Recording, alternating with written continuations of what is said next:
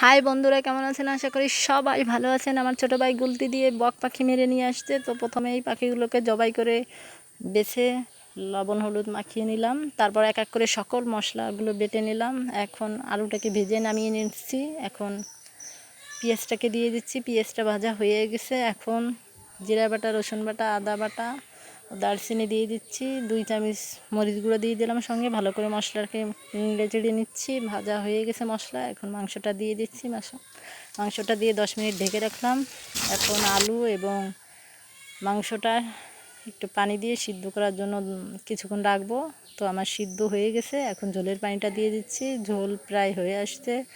এখন এলাচ গুঁড়ো করে ছড়িয়ে দিচ্ছি। তো আমার রান্নাটা কমপ্লিট। যদি ভিডিওটি ভালো লেগে থাকে তাহলে অবশ্যই পুরো ভিডিওটি দেখবেন, আর যদি পুরো ভিডিওটি না দেখেন তাহলে ভিডিওর মধ্যে ঢুকবেন না। দয়া করে প্লিজ সবাই আমার চ্যানেলটি সাবস্ক্রাইব করুন এবং লাইক কমেন্ট শেয়ার। তো সবাই ভালো থাকুন।